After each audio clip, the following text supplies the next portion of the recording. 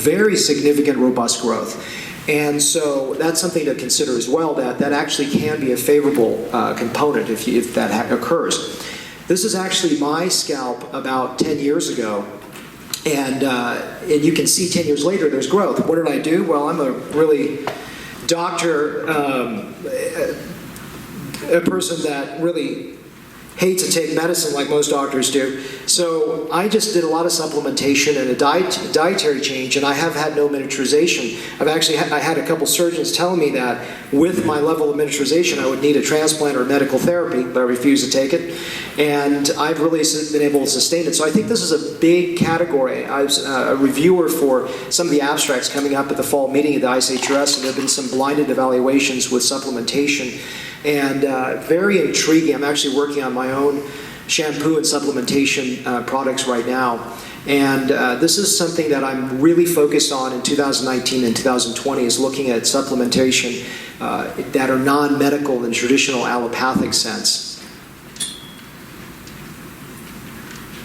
Just going forward. Paul, how does this thing, what do I aim at? Oh, there we go. Do I aim it over this way? Down? Oh, down here, okay. SMP, scalp micropigmentation, is also a big category here. If you are having patients that are having any scars or anything like that, it can be something as a good supplement to your practice, especially if you're not doing hair. Scalp micropigmentation is actually something that is incredibly difficult to master, and so there's issues with color shifting, the products bleeding out and not looking like they should. So it's something that you really need to work with someone. We have an artist that comes in and helps us with this. And it is something that I think is a very vital component to my practice. Paul, what do I aim at? Dan, what's that? Just over here. Over at you? You can use the mouse as well. Okay, I'm gonna try that. There we go, okay. Just looking for central density improvements, and this is again having someone that just artistically can render great results on the long end. It's great for shaved heads, something that when I'm dealing with a patient that's Norwood 6 going on to 7 that I just can't offer him any transplant, I think that medical therapy may or may not really work for him to his satisfaction. This is something that I pull out of my back pocket that is really quite effective in those patients that are wanting to have a shaved look but still look like they have a full head of hair. Low-level light therapy, low-level laser therapy is also a huge component of my practice. There are so many products out there in the market.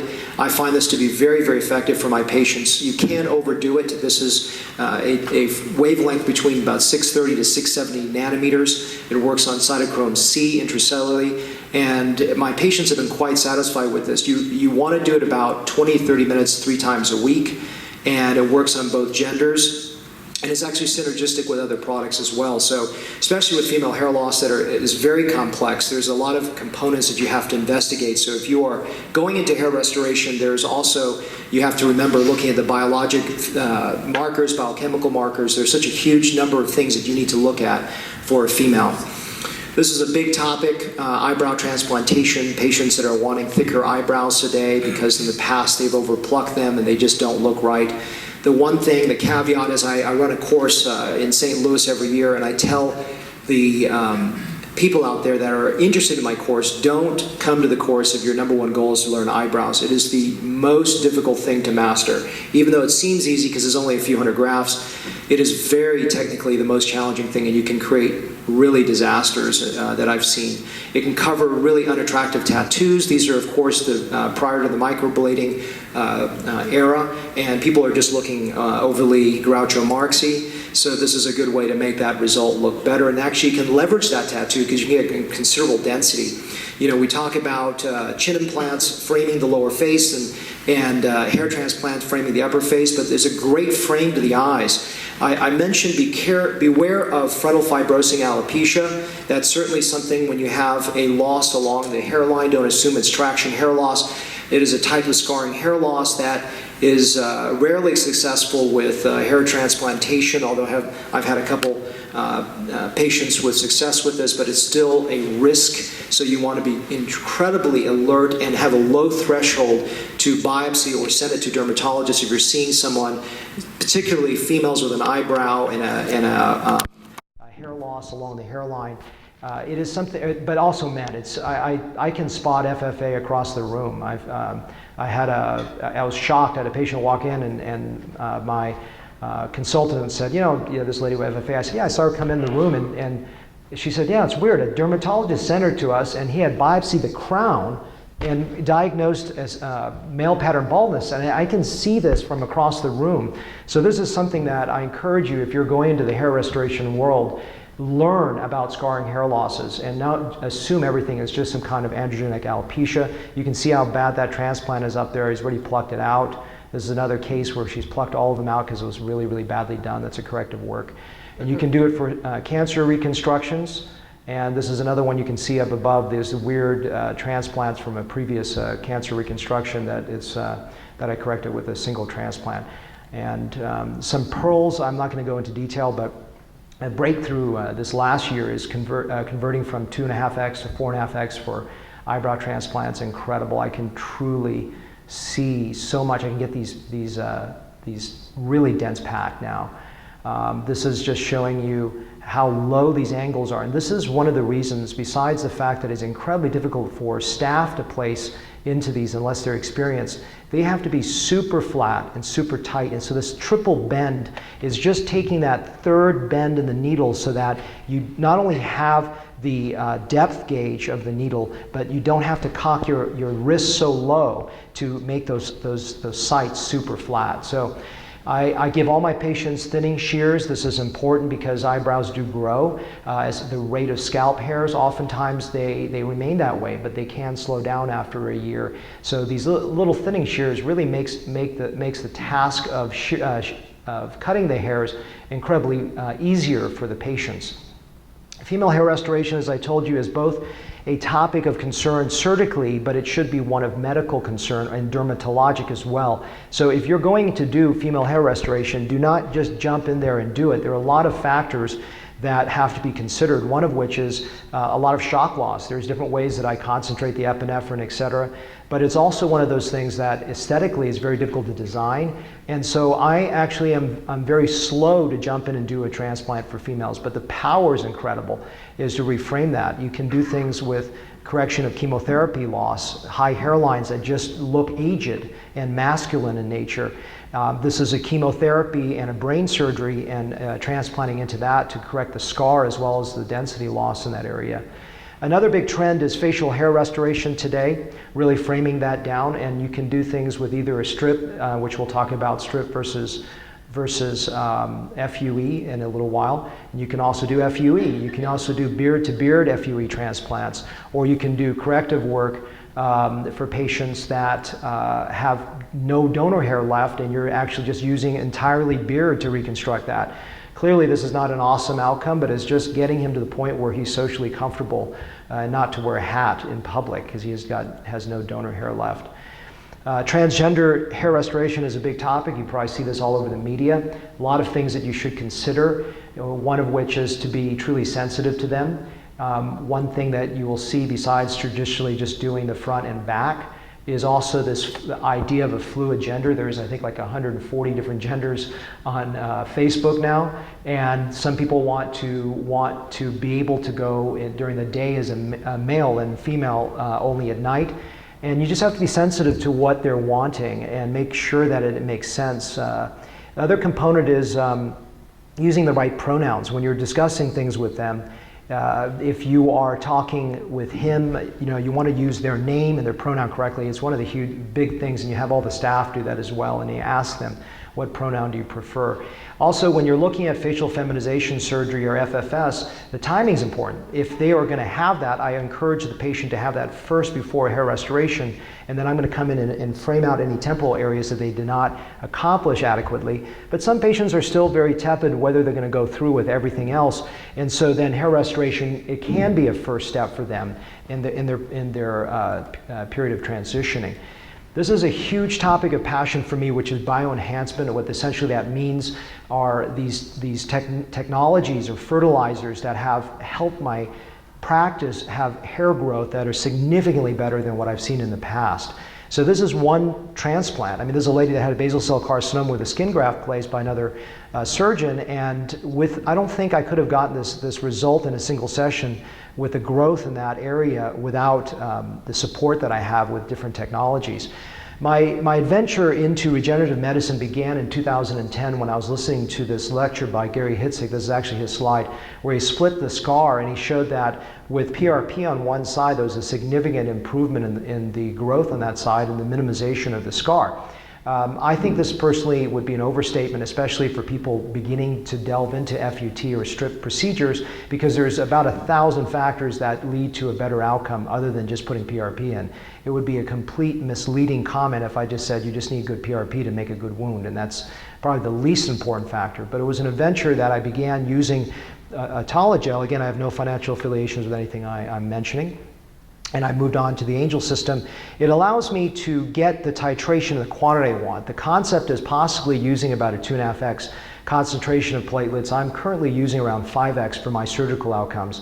And I'm getting very, very good outcomes. This is a very confusing chart that means very little to you, but it just tells you how, talking to the scientific head, I was able to derive what I needed to create the concentration I want. If you said, well, what is that? I will give you my mix in a few minutes here. I listened to a lecture by Anthony Scalfani about how platelet-poor plasma actually has a high percentage of activity, and this is his slide that he's allowed me to use. And so I'm going to show you how I actually incorporate PPP into my process. ACell, which is essentially a decellularized extracellular matrix that is of porcine origin, has been an incredibly huge benefit to my practice in terms of allowing better growth. So my mix, I'm going to be talking about PRP as a separate lecture for non-surgical treatments in 4:45 on Saturday, so I encourage you, if you can, make it for that. But you can take photos of this if you want. This is how I mix it. 14 cc's at 7% hematocrit. Why do I use hematocrit? It reportedly from the scientific head, it gets a higher percentage of high activity platelets.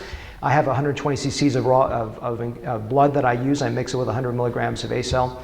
And then I basically put a little bit of PPP into the donor closure. There's actually I cannot talk about that because that is embargoed, but that is something I've been reviewing, so I'll leave that off the podium. There's 15 cc's of platelet-poor plasma into the initial strip, so the strip comes out, and instead of being shocked into a cold saline bath, it's sitting into PPP. I learned that actually from a colleague of mine out of India, and I've been doing that for a few years.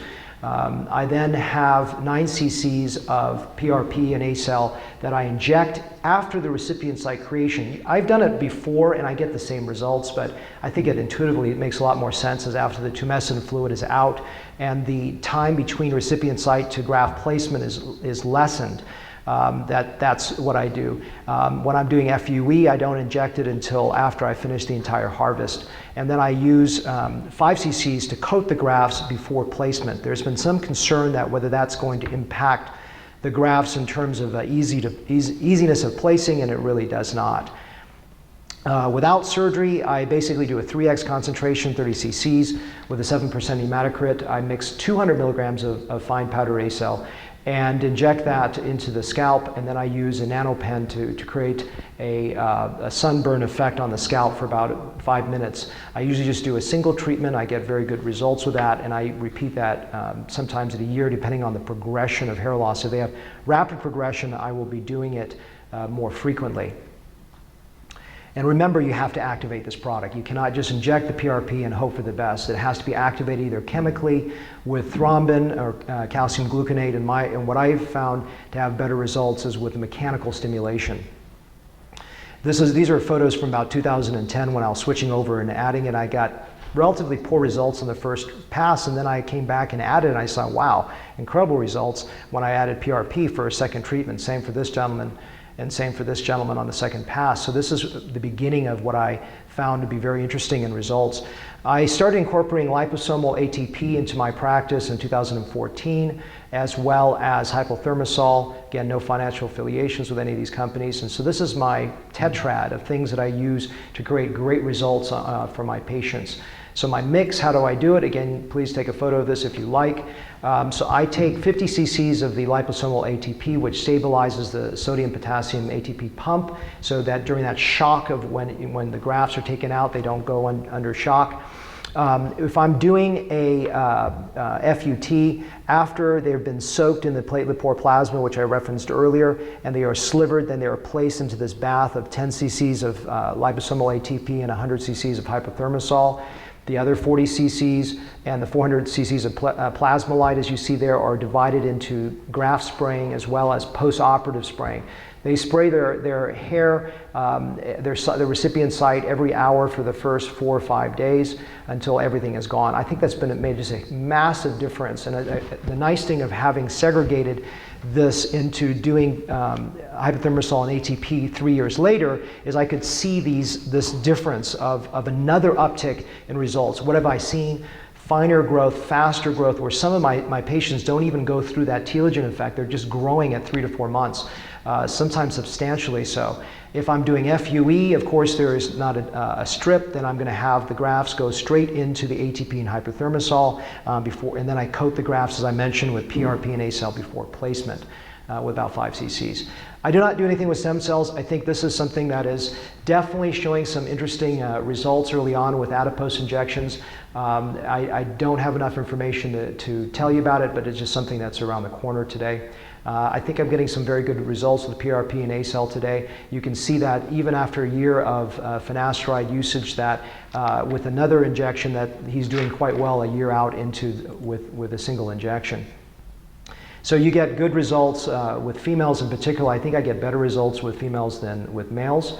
So I just encourage you, if you haven't investigated using regenerative techniques, to consider it. This is my textbook that outlines it. I do not make any money on any of my textbooks. They all go to charity, my royalties, so no financial affiliations. The last thing is FUE. I'm a big passionate fan of FUE, and especially today. I'm going to give you a changing landscape of where we are today.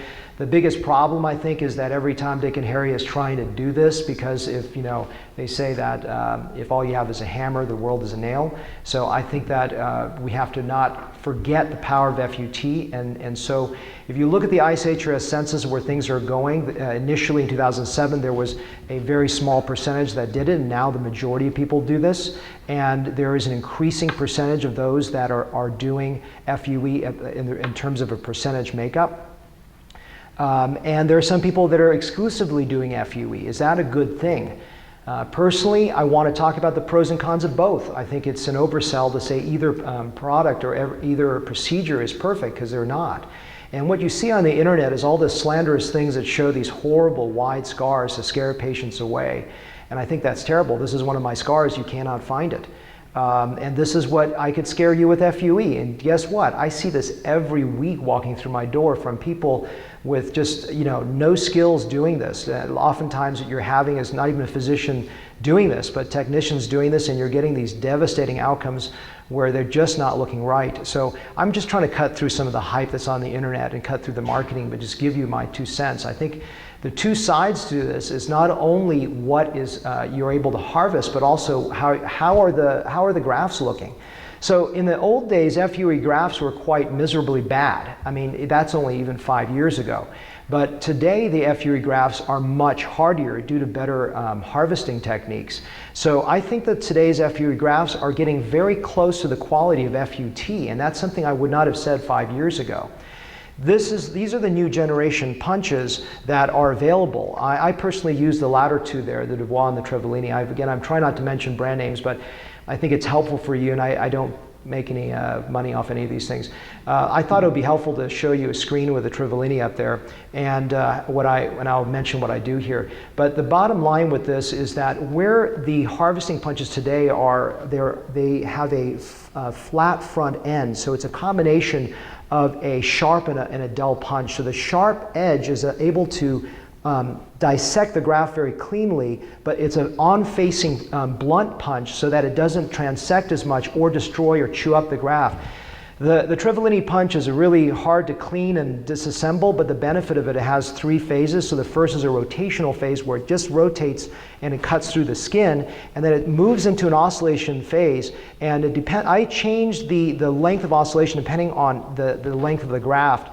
But that recipe there for the oscillation with about a 70% and 300 milliseconds seems to work quite well to dislodge the graft with minimal trauma. And they have the last part, which is the Mamba part, which is it just shakes to release the graft. To me, this is the reason why FU grafts are so much better, because the technology is improved from what has been around in the past. So what's the difference then? If you look at this, this is one of my scars. I think that it's very hard to see it when you just sort of brush your hand through it.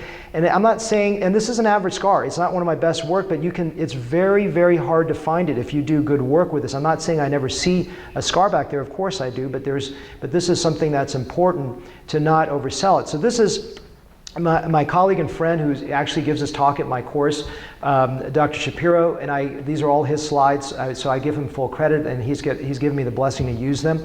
He did an incredible study where he compared FUE and FUT in a split head.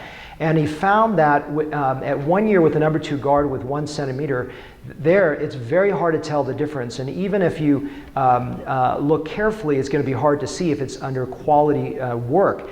When you start to really shave it down less than a centimeter, there's a little bit more visibility, and when you get down to a almost fully shaved scalp, that's when you start to see the difference. What's interesting with FUE is that total number of scars in terms of total quantities actually exceeds what FUT is, or strip. But if you really shave down, the FUT can be more visible. So that's a very big distinction between the two. And this is what he summarizes here, that if you're over a centimeter, you're probably fine to do either one. If you're doing quality work and you do tell the patients, hey, you still could have a wider scar. I'm not saying that there's no way you can have that. But when you're dealing with a shaved situation, the biggest take home is that there's no such thing as scarless surgery. Anyone telling you there's no scar is lying to you. It's a marketing thing. But it is important to understand that if the patient really does want to wear their hair short, then I do not offer them FUT, with some exceptions in terms of how their hair is angled coming out, their donor density. There's a lot of factors, but I'm not going to get too much into that.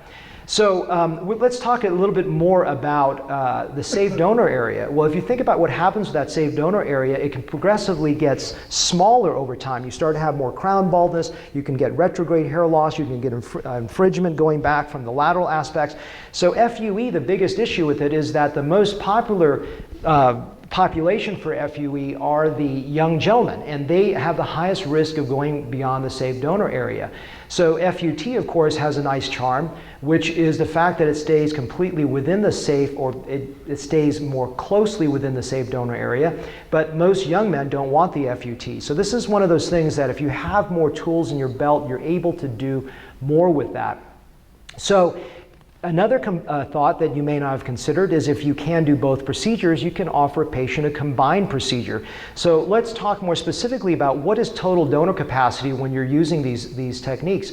So these are separate ones. In other words, it's not additive, but FUT by itself should provide more total donor capacity. So when I'm dealing with a patient with significant baldness, and I'm looking for not only getting a result today, but saving that donor capacity for the future, I am leaning toward FUT. And that's something that people don't think about, is not only the current donor supply, but what is a lifetime capacity for that patient. So this is something that I really sit down with a patient and go through the pros and cons of each procedure, and not sell them one, but tell them the pros and cons with this. And so the other thing is, if you combine these two procedures, let's say you start with FUT, and then you add FUE as you burn out the donor hair. You can add sometimes 1,000 to 2,000. Then, of course, if there's beard and body, you can add another 1,000 to 1,500. So these are total donor capacities. Of course, it depends on what your donor capacity is and what you have available and how much progression of hair loss you have. But I think it's important to think long-term about what is available from donor capacity. And this is from my colleague Marcio Crisostomo out of Brazil, who wrote a great chapter in my textbook on FUE that talked about doing a combined FUE, FUT simultaneous. I rarely do this. I do some of it, and I'll show you some of my results with it. But he even does patients with significant Norwood 6-7s doing this. Now, you have to be really an advanced surgeon to gauge where that future hair loss is going to be. You certainly want to be extremely careful doing a Norwood 6-7 25-year-old, for example. That could lead to significant problems down the line. He leaves an untouched strip, which is in red, for a second procedure in the future. So this is just showing you an FUT scar correction I did with FUE. And this is showing you an FUE scar correction from just a traumatic scar using FUE. And I think these patients with more limited frontal loss are the best candidates for FUE, or of course FUE correcting FUE. But here's a gentleman that I used FUT to correct a bad FUT, and I incorporated beard FUE simultaneously to get better results. This is a gentleman with obviously plugs in the front as well as a slot deformity from the old scalp reductions in the past that didn't have a triple flap correction. So I did an FUT in the front, beard FUE in the back, and was able to get this in a single session correction. This is just showing you what I consider someone that I would lean toward to doing an FUT mega session, not only for total donor capacity today, but also total donor capacity in the future. So as I said, the biggest thing that I want you guys to be out there is to think about what is possible and have the greatest tool belt in your capacity. So this is my book on FUE that I wrote, and this is my volume series on hair restoration. I would love for you to look into this, and again, I make no money on anything I'm talking about. So have a vision for where you want to be. And hair is fun. A lot of facial plastic surgeons I talk to look at this as a bastard stepchild that is boring and easy, and I can tell you if you do good work, it is absolutely nothing of the kind. It is incredible. So in 2021, I'll be president of the American Board of Hair Restoration Surgery. I encourage you that even if you are a board certified facial plastic surgeon, to consider getting board certified in this if you're serious about hair. And I encourage you to come to my course in St. Louis, August 2nd to 4th. My biggest thing is that it's not you watching me do surgery, it's my watching you. And with low student-faculty ratio, what's fun is in a few minutes, I can tell you what you need to correct. And I see my students within an hour correct major flaws. Even the best facelift and rhinoplasty surgeons have come through and learned something, I hope. Thank you very much.